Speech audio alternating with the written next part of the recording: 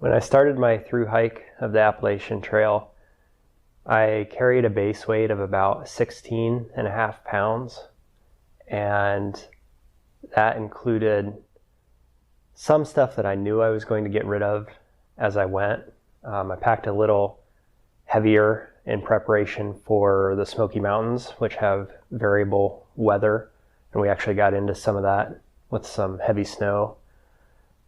So I had some warmer clothes ready for that. And I also had some little extra things that I'll mention that I knew that I wouldn't carry to the end that went into that initial base weight. But I didn't expect necessarily to get rid of as much as I did or switch out as much as I did. By the end of the trail, I was down to about 8.8 pounds. So I cut my base weight almost in half.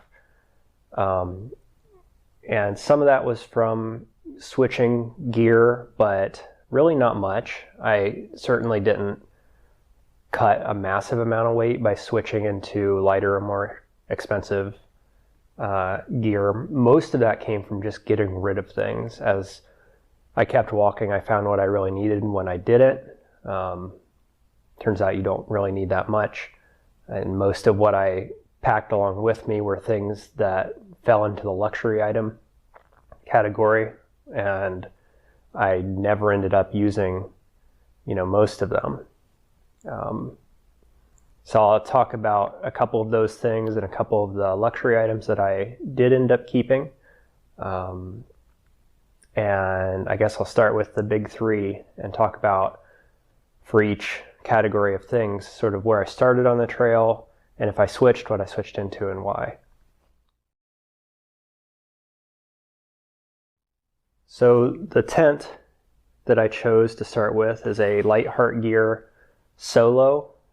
This is their original model. Since I got this, they have come out with newer models, which I think have some slightly better features with a little more weight. This original model that I got is about 1.5 pounds. It's sil nylon.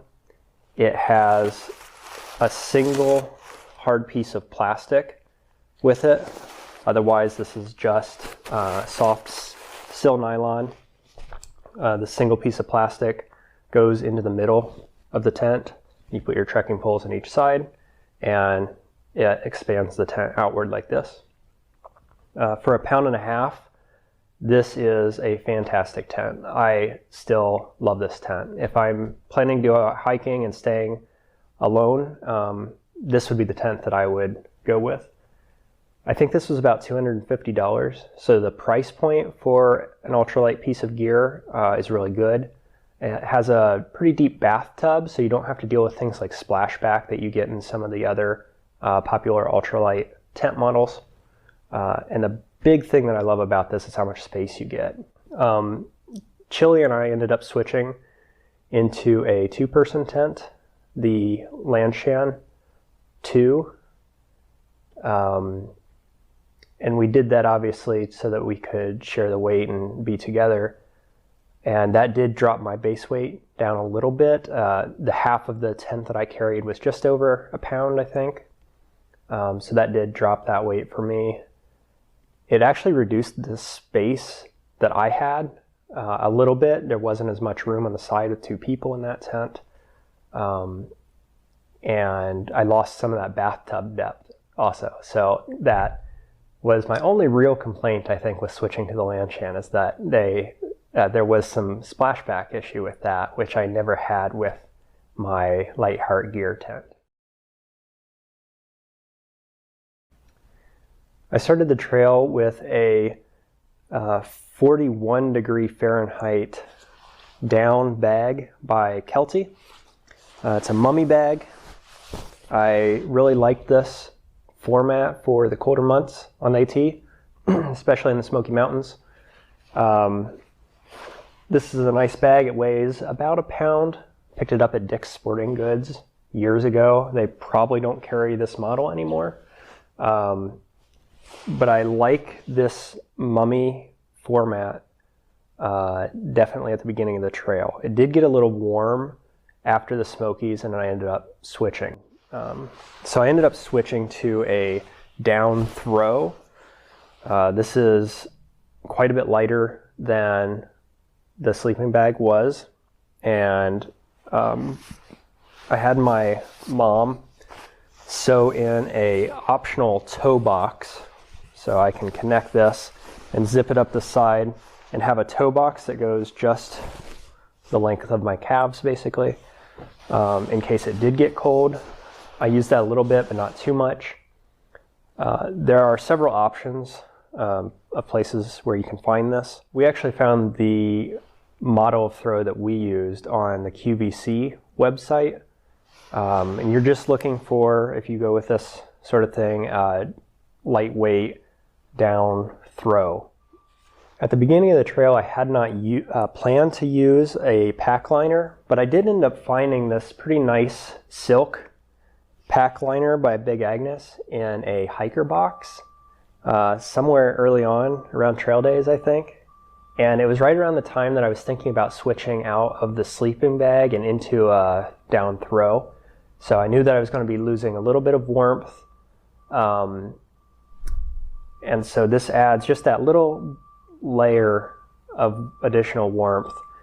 But it also is more comfortable than sleeping next to that sort of plasticky material that sleeping bags are made of. If you sweat during the night, which you probably will in the summer on the trail, having a sleeping bag liner like this is fantastic, and it definitely ups the quality of life for sleeping during the summer. This is the regular sized Neo Air, the standard yellow version that most people were using on the trail in 2019.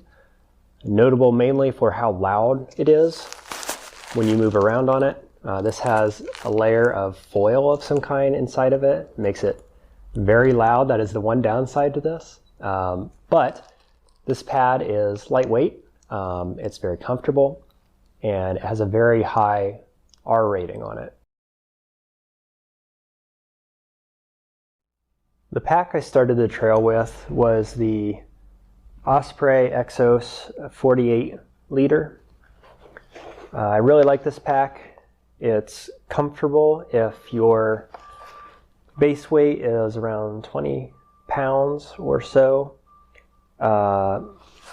This is a model that's about 2 or 3 years old, I think. They changed the hip belt pockets on this in the newer models. This is a pretty good pack. It has a lot of internal storage space, which was fantastic for the extra gear that I had at the beginning of the trail. This pack itself weighs about 2 pounds. I did end up at one point taking off the brain of this pack, so I lost a little bit of weight there. What I ended up finding, though, with this that I didn't like was the way the hip belt squeezed my hips. And I don't think there's anything about the pack itself that is problematic with that. I think that's more my personal physique that did not agree with this sort of pack, and it led to me deciding around or before trail days that I wanted to switch away from having a hip belt. So by the time that I get to trail days, I was starting to think about hip beltless packs and maybe shaving a little weight off that 2 pound base weight in the pack itself. And so I did end up finding a pack at trail days that I ended up switching into. The pack I finished the trail with was one that I found at trail days. I was looking around for a pack that had no hip belt, which I thought would increase my comfort. Like I mentioned, I was getting some bruising on my hips from wearing the hip belt on my Osprey.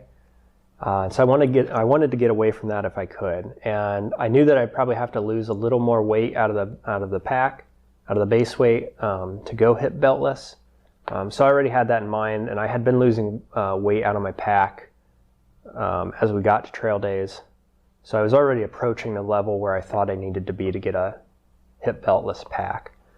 And I looked around at all the vendors, and as soon as I saw this pack, I knew that this was going to be the one. So this is a Nashville pack and equipment company Cutaway. It is a 40-liter roll-down pack. And the feature that really caught my eye and sold me on this is the running vest style shoulder harness. It has 6 total pockets on the straps, 3 on each one. So there's a lot of storage space on the front. It also has the pocket underneath for storing, I ended up storing rain gear in it. A lot of people like to store their lunch food or snack food during the day in this lower pack. It's got a big front pouch that opens up to store whatever you want in there. And this is generally a pack which is sort of skinny and tall. This pack weighs about 12.5 ounces. So this was a nice way to shave some weight off my base weight, and it did solve the problem with having bruises on my hips from that hip belt. The pack itself from the company is rated with a comfort level of 20 pounds, so anything over that they would say would start to get uncomfortable. Personally, I found that as I went over about 15 pounds of total weight is when I started to get uncomfortable. So I became quickly very conscious of how much food I was packing into this pack. I knew what my base weight was, and so I started to get very calorie conscious about how much I was actually putting in this, and I ended up making that 15-pound mark my cutoff so that I could stay at a level that was light enough to be at the peak point of comfort with this pack. I think a person with a bigger structure that had some more padding maybe on the shoulders could handle a little more weight in this pack and still be comfortable up to that 20-pound rating. I definitely think that's possible. For me personally, I tried to stay below 15, and that was fantastic. I didn't start the trail with a fanny pack, but after I met Chili Bin and she was using one from the beginning, she had me convinced in just a couple of days that having a fanny pack was definitely the way to go. So I did some research. She had a 3-liter fanny pack. I picked a 1-liter fanny pack up actually at Mountain Crossings, which is the first restock point that you have on trail. So I was convinced right away that this was the way to go. After I did a little more research, I came across this North Face brand 2-liter fanny pack. It's wider, so you don't have as much weight sticking out this direction, which I didn't like with some of the fanny packs. They kind of get baggy and can kind of bounce as you walk. This one's wider, it's stretched out across from hip to hip. So this stays really stable as you're wearing it. I actually used it as a belt to keep my pants up after I lost a little bit of weight. So that was effective. This has a couple different compartments in it, and this is highly water resistant. I started the trail with a pack cover, waterproof pack cover. This is an Osprey version. It's pretty lightweight, but wholly unnecessary. If you instead switch to using a garbage bag or a trash compactor bag inside the pack, which is what I eventually switched to, I used just a regular black garbage bag, which is totally sufficient. They're a little less durable than the compactor bags that most people recommend using, but they're also easier to find, so they're easier to replace when they eventually do rip. And I put everything inside the main chamber of my bag, inside that garbage bag, just twisted the top, folded it down, and I was good. No more pack cover needed. I want to talk about my choice of clothing next. For the Appalachian Trail itself, I tried something somewhat new that I had only tested on a couple of outings prior to the trail. But what I ended up with were a couple of full body length onesies. So these include tights on the legs and long sleeves. This is one version. This is for hot weather. I had a merino wool onesie, which was the most comfortable of what I had and was great for cold weather. And this is what I used to start the trail with, were these onesies. And I used that not only because it protected me from ticks crawling up my legs and the plants brushing against my legs, but also because I wanted to relieve pressure on my mid region here. So instead of having any tightness or elastic around my hips, I wanted to, I guess, be less restrained in that area. And so that's part of the reason I switched to using the onesies. They are really comfortable. They're a little unhandy. For a day trip or whatever, they're fantastic. But when you're out there for multiple days, you got to take them off. Usually, you should, every night to sleep. Because they're compression gear, you shouldn't sleep in that. So you're trying to take this off every night. Oftentimes they're wet, so they're harder to get off. Whenever you have to go to the restroom, that can be a bit of a hassle. None of them are as good as having just plain shorts or tights and a separate shirt. So even though I started off with the onesies, I got rid of those relatively early and switched back into what I had been using in all the years prior to the Appalachian Trail, which was just standard Under Armour gear for the most part. So their t-shirt sized top made for hot weather was my main base layer on my top. And then on the bottom I used a tights that could be from Under Armour, or the ones I used most were from Columbia brand. And they're a tight that is made for hot weather. Goes down tight to the ankle, which I could tuck into my sock and keep the ticks off of my legs. And even though these were treated with permethrin at various times on the trail, I did find ticks on them. I never had a tick bite into my body, and part of the reason I think that is because I kept my legs covered. I wear a lightweight cargo short over them. I think the ones I was using this year were North Face brand, just to add some pockets to this. But otherwise, I mean, if you don't mind walking around in tights, this would be totally sufficient for the weather that you had on the trail. For my jacket layer, I started the trail with a puffy jacket. This is a Hawk & Co. Sport puffy jacket. Nothing special. There are a million different versions of this same puffy jacket. It compresses down to a tight little ball if you need it to. It's lightweight. This is down. I think if I was going to do the Appalachian Trail in particular again, I would go with a synthetic puffy, because this, if it gets wet, no longer has any warmth value to it, whereas the synthetics do retain some of their warmth. So I spent a lot of the trail being very careful that I did not get this wet.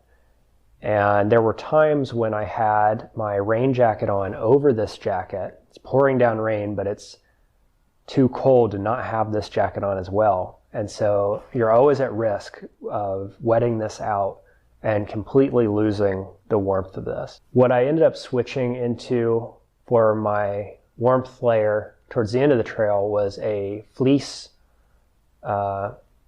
sweater, which I got shipped from New Zealand. It was Swazi brand, very warm. Fleece stays warm even when it's wet. So this is really perfect for the Appalachian Trail where it's raining frequently. I think it's better than a down puffy for sure. So I guess if I was going to do the trail again or be in a rainy trail like this in the future, I'd have to weigh out my options between having a fleece or a synthetic puffy. I think both are good options, but in general, I would just stay away from down equipment as much as you can on the Appalachian Trail. Fleece is fantastic though. It goes well underneath a rain jacket. And so I enjoyed having that. I got rid of my puffy towards the end and just stayed with the fleece around the Whites, I think, and through the finish of the trail. The rain gear that I ended up using was Frog Tog's brand. I started out with their older black rain gear, both top and bottom, and I would recommend against using that. At the time, that's all I knew that they had, and it's pretty uncomfortable and it looks ridiculous. The advantage of Frog Togs is that it's very cheap, it's very lightweight. So when I ended up finding what I used for most of the trail, I was pretty happy with it, actually. It's their Ultralight 2 rain gear. Comes in beige and pink, I think. So I got the beige version. I kept the rain pants and the top for quite a while on trail, until about the Whites, I think, before I got rid of the pants. Mostly what I was using the pants for were to cut the wind down. So on my legs, what I would have at most were my tights, my shorts, and then the Frog Togs rain pants. And that was warm enough during the Smokies when it got snowy. It was warm enough on Mount Washington in the Whites when it was so windy and very, very cold up there. And so that simple 3-layer system was good for that weather. I love the Frog Togs top for a rain jacket. It breathes really well. It doesn't like stick or collapse into your body when it rains. It's cheap as dirt. So, at one point I cut off the wrist cuffs so that I could have even more breathability in my arms so that water wouldn't pool in the sleeves. So when you're paying, $30 or whatever for a full rain suit, you can cut pieces off of it, customize it in any way you want, and you don't feel like you're wasting anything, really. I cut off the hood because I don't like hoods. I prefer hats. So I kind of cut it into the version of a raincoat that I wanted, and I loved it. I think I had 2 different sets of Frog Togs on the trail. They can sustain a little damage. They're not super durable, but I never had any major failures in the rain gear. In terms of underwear, I started the trail using ex officio underwear. I shouldn't say I used them, I had them in my pack. And my plan was to wear them on laundry day. I never actually hiked in underwear. I find that tights or the onesies that I had were all that I needed, and adding underwear was too much clothing in that region and led to chafing and other issues like that. So I stayed away from using underwear. I ended up getting rid of them only near the end of the trail. It's just because I was kind of trying to get rid of anything excess that I didn't need. What I used instead most of the time was a pair of laundry shorts. These came from Dutchwear Gear. They are extremely lightweight, compactable laundry shorts. I think I paid $30 for these. These are fantastic. I absolutely love this short. I just want to quickly mention a couple other pieces of clothing that I had with me that I got rid of. So I started the trail with a fingerless glove for the cold weather. It was okay. It wasn't really necessary. I ended up getting rid of those early on. I also started off with a pair of Dirty Girl gaiters. And I like gaiters for certain terrain, but the AT, I found I didn't really need gaiters. I tried it a few days without them, found I didn't need them, sent those home very early on, didn't use them the rest of the trail. But I will say during the Whites, I picked up another pair of warmer gloves with fingers this time, and I wore those just through the Whites. That was a good decision. It was very cold on Mount Washington and that area, and then I got rid of those right after. I also carried with me a buff for the whole trail, and I think in terms of a single piece of clothing that was my absolute favorite piece, it's got to be the buff. I mean, it does everything. It keeps your neck warm, keeps your ears warm on cold days. It can be a hat. You know, it can be a sweatband, which is how I usually wore it. I wore that sweatband under my hat, or I put my glasses in it or whatever. I mentioned the hat that I have. If you've seen any pictures of me on the trail or noticed my name, it's because of my conical hat. I chose the conical hat, or rice paddy hat as it's sometimes called, years ago after seeing them on my trip in China. And I thought a lot about what kind of headgear I would want for the rain and the sun and all that. What the conical hat has that you don't find with other hats is the structural stability. It's hard. You can sort of use it as a helmet in the green tunnel when you have branches closing in on you. You kind of just lower your head and plow through. It also covers from both rain and sun all the way out to the shoulders. And so I like that. The downside is that you look a little bit goofy on trail. And obviously it was unique and goofy enough that I got my trail name because of it. I had to repair it a couple of times. I ended up using duct tape to keep the bottom edges all tucked in and stable. They were starting to pop out. And I used some cable ties to tie the basket in place. For socks, I started off with 2 pairs of Darn Tough wool socks, which are what I think a majority of people are wearing, at least from what I've read and heard from other people. And they are a comfortable sock. But what I found is that they gave me blisters at least when I was using them with shoes. I tried with and without a sock liner and the Darn Toughs, and I just found that I got blisters, in particular in between my toes and on my heels as well. When I wear the Darn Toughs with a sock liner in boots, I think that's fantastic. I don't get any blisters with that.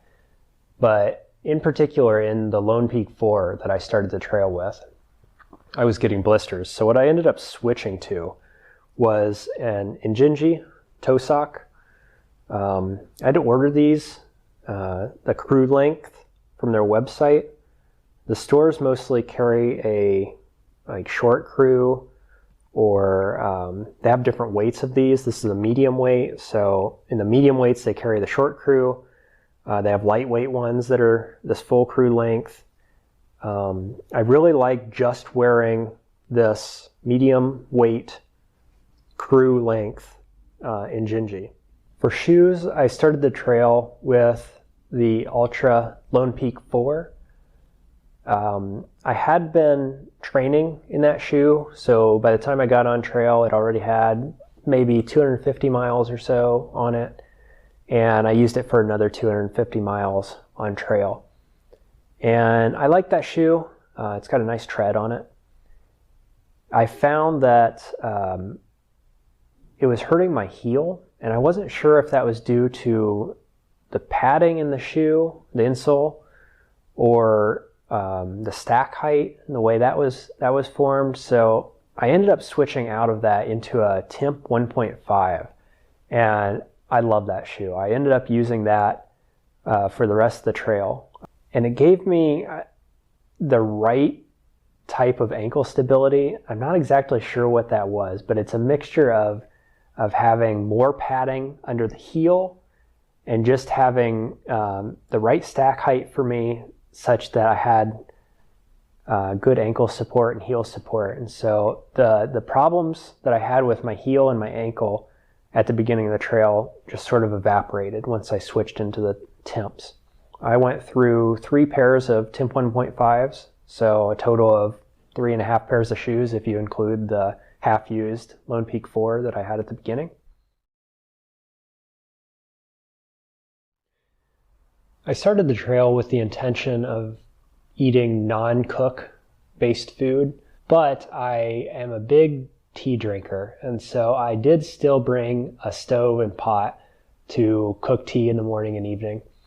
And that was really good during the first month or so when it was cold on trail.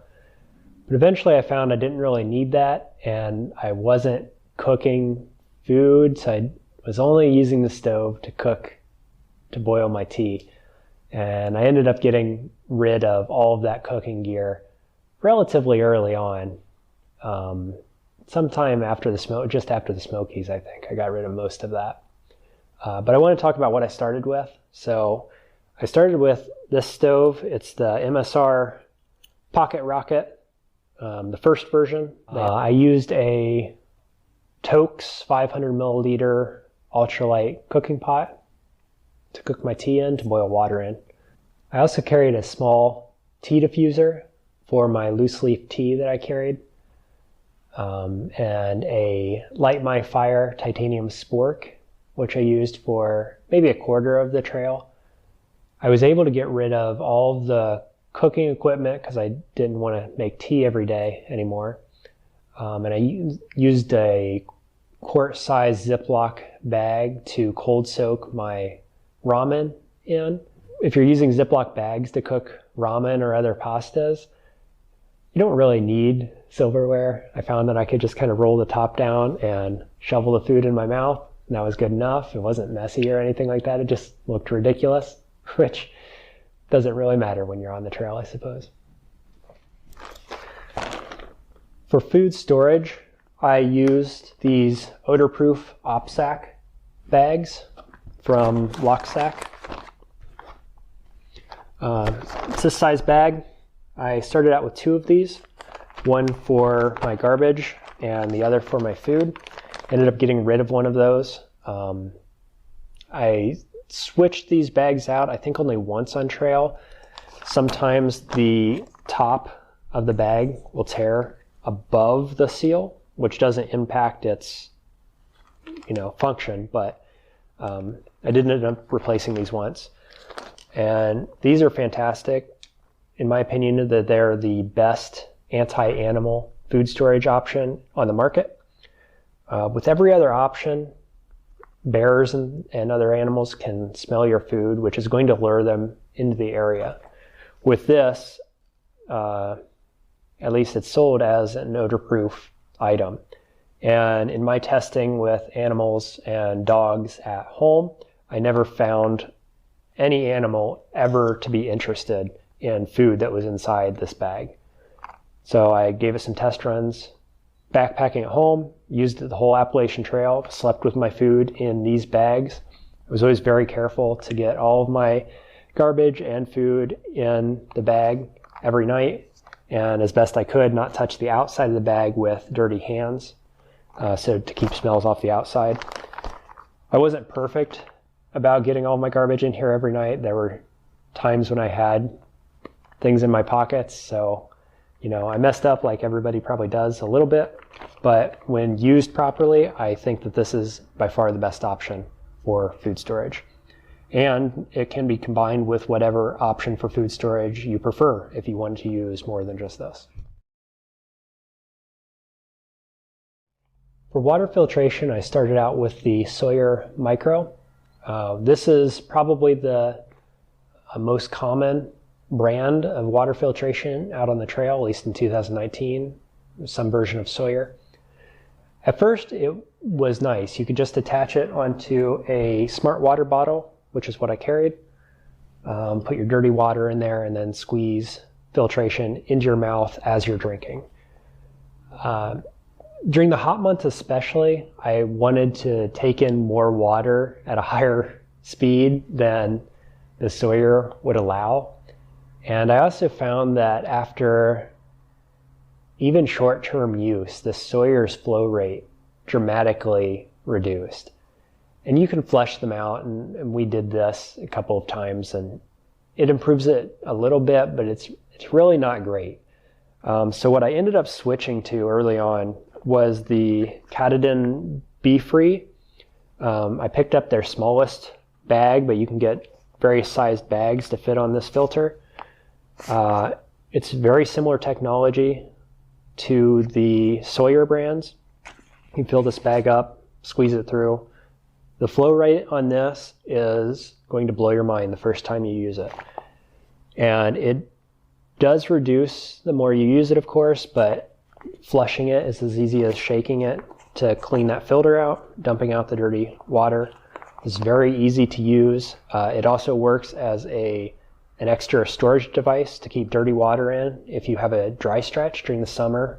A couple times we used that, filled up an extra half a liter. Chili carried a full liter size, I think, or maybe 3/4 liter. So you can carry extra water in these and filter them as needed. Use that quite a bit. I love this. They're about the same price between this and the Sawyer versions, so I would highly recommend choosing this over the Sawyer. For trekking poles, I use the same pair of poles that I've been using for the better part of a decade now. These are Black Diamond Alpine Carbon Cork trekking poles. I got them for about $50 on Steep and Cheap. They had a discount, got them about 75% off. And I love these poles. They make a newer version now, several new versions since this.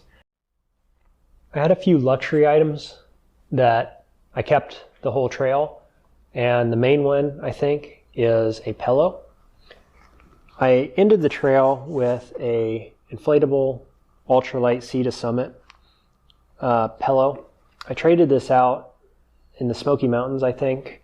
I had been carrying an older version of a Sea to Summit inflatable pillow, which was considerably heavier than this, but this improves my quality of sleep tremendously. Another luxury item that I started the trail with, but eventually got rid of, was a Thermarest Z seat. It's just a small segment of Thermarest to sit on.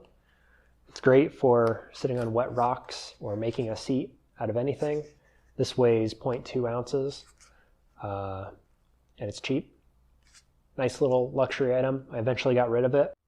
I also carried with me a voice recorder, which I used to talk to myself, journal, whatever, as I walked along the trail.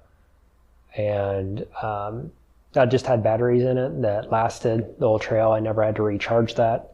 In terms of other batteries, I used an Anchor 10,000 kilowatt hour rechargeable battery pack, and that was enough to recharge my phone and my headphones. And this would last, 3 to 4 days. I would charge it up when we went to restock in towns, and then it would keep everything charged. And usually I have charge left by the time I got back to town. So this was more than sufficient for me. For a headlamp, I went with this Black Diamond, which is the lightest version that I could find at an NOC. I started the trail with the wrong kind of headlamp, which was one that did not have a red light. So when you're looking at headlamps, the very most important thing to get is a red light filter or red light option. That's going to be necessary when you're in public places like shelters, hostels, anywhere where other hikers are at night. One of the worst forms of etiquette on trail is to use white light at night. I've had people walk by my tent or by my bed in a hostel with their white light on, and it is awful. There's nothing more upsetting when you're trying to sleep after hiker midnight and somebody walks past you with a white light. So please get a headlamp that has the red light function and use that function. You don't really need a knife on trail, but I did find scissors to be useful at various times. What I ended up carrying was a really small Victorinox knife. It's kind of a multi-tool, but it's really lightweight. Has a little set of tweezers, which I thought I would use if I ever had a tick issue. Luckily I didn't. It had a knife on it, which I think I cut cheese or salami a couple of times with that. Otherwise, I just use the scissors, like anytime that we would need to sew something up, or I need to repair my hat, or trim my nails or whatever, I had scissors. And really that's all you need on the trail. Another luxury item I ended up carrying was a small travel-sized container of lotion. I found that my face, and in particular my beard, got really dry early on in the trail. So I carried lotion along with me most of the way to help that dryness. I didn't think about it until the end of the trail, but what I should have been carrying was Head & Shoulders shampoo. They make travel-sized versions of those too. It's the shampoo that I use in day-to-day life, and that works to keep my beard and my hair from getting the skin from getting dried out. So I should have really been carrying that. The only other major item that I started the trail with that I got rid of early on was a AWOL paper guide. I carried the loose leaf version at the beginning of the trail. Later found out that I should have just had the PDF version, so I eventually switched into using that. Between Chili and I, we had the AWOL PDF and the Guthook app, and I really enjoyed having both. I think they both have their own function. In terms of information in town, like phone numbers and information on hostels or restaurants, the AWOL guide's really good for that, so we used it for that mostly. Then on trail, the Guthook app was what we used to know where the next water was or the next town or plan out resupplies, things like that. So I really like having both.